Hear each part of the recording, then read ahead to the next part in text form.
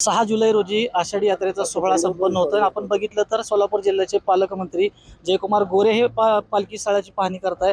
आज काय सांगाल की आज जे ज्ञानेश्वर माऊलींचं शेवटचं गोल रिंगण जे बाजीराव विहिरीवर पार पडतं, परंतु जो आपण जाणारा हा जो रोड आहे हा अरुंद आहे। तेथील ग्रामस्थांनी मागणी केली की इथील बॅरिगेटिंग काढावं।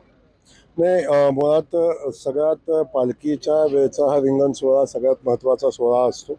खूप भावनिक या सोहळ्यासाठी लोक वारकरी असतात आणि त्यावेळी प्रचंड मोठी गर्दी या ठिकाणी आपण सगळेजण पाहतो।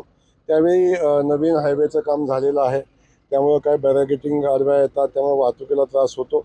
पाठीमागच्या वर्षी ह्या बॅरिगेटिंगमुळे काही अडचणी आल्या, तर चालू वर्षी या गावकऱ्यांचं आणि खास करून दिंडी चालकांचंही म्हणणं आहे की या ठिकाणी हे बॅरिगेटिंग काढलं जावं आणि लोकांना वाहतुकीसाठी ते उघडं रोड ओपन करून द्यावा।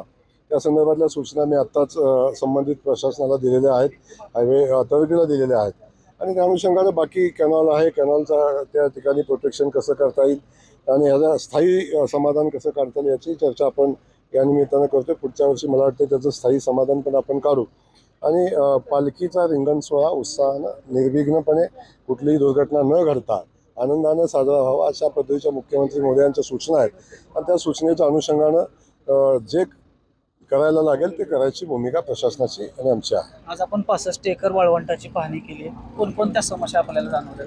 नाही, समस्या पालखी वर्षानुवर्षापासून होते, प्रत्येक वेळी नवीन समस्या तयार होते तेव्हा मार्ग काढत जातो। पाठीमागेही प्रशासनानं खूप चांगलं काम केलं, यावेळी नियोजन केलेलं आहे प्रशासनानं। पण सगळ्यात महत्त्वाचा यावर्षी पडलेला पाऊस, यावेळी पडलेला पाऊस आहे, प्रचंड मोठा पाऊस पडला आणि त्या पावसातनं बघितलं आपण की खूप मोठं दुर्दशा रस्त्याची झाली, वाहतुकीची झाली। अशा पद्धतीचा पाऊस आला तर काय उपाययोजना करायला लागतील यासाठी आपण तो पालखी तळ आहे त्या ठिकाणी जिथं पाणी साठण्याची शक्यता आहे त्या ठिकाणी फिलिंग करून लेवल करून पाणी तिथं साठू नये आणि ते पाणी त्या ठिकाणी काढून दिलं पाहिजे आणि तो पालखीचा 65 एकराचा जो तळ आहे तो सुरक्षित राहिला पाहिजे अशा पद्धतीचं नियोजन आपण या निमित्तानं करतो।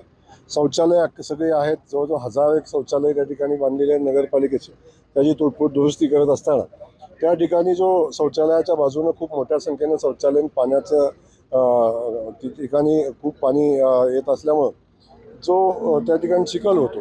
आजच प्रशासनाला आपण सूचना दिल्या, सगळ्या शौचालयाचा परिसर कॉन्क्रीटचा करून घ्या, तिथं कुठल्याही पद्धतीचं अडचण आली नाही पाहिजे। अशा अनेक अडचणी ज्या होत्या, काय लाईटच्या अडचणी होत्या, काय जागेच्या अडचणी होत्या, काय आरोग्य शिबिराच्या अडचणी होत्या, त्या सगळ्या अडचणीवर आपण चर्चा केली आणि त्यातून मार्ग काढून पालखीचा येणाऱ्या वारकऱ्यांना चांगल्या सुविधा मिळाव्यात म्हणून कलेक्टर महोदय गेल्या 2 महिन्यापासून मेहनत घेत आहेत, CO घेत आहेत, नगरपालिकेचे CO घेत आहेत आणि आम्ही सगळेच मिळून हा सोहळा उत्साहानं पार पडण्यासाठी प्रयत्न करतो। आज आषाढी वारीची बैठक पार पडली, काय सांगाल किती वारकरी येण्याची अपेक्षा आहे? नाही, वारकरी मागच्या वर्षी कोट्यावधी लोक पालखी सोहळ्याला येतात आणि दर्शन घेऊन मधून जातात।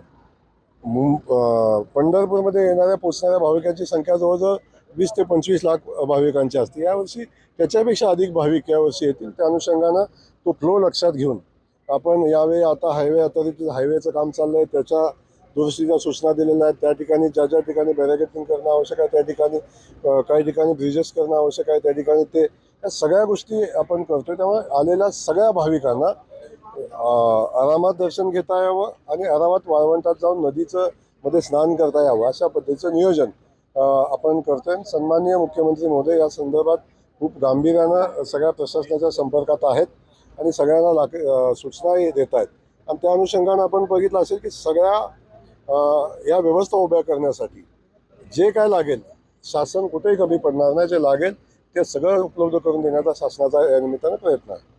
नक्कीच आपण पाहिलं तर हे होते सोलापूर जिल्ह्याचे पालकमंत्री आणि आषाढी यात्रेची जी यात्रा आहे ती पूर्णतः सुयोग्य आणि योग्य पद्धतीनं पार पडेल असं आपल्याला त्यांनी सांगितलेलं आहे। माऊली डांगे, पुढारी न्यूज, पंढरपूर।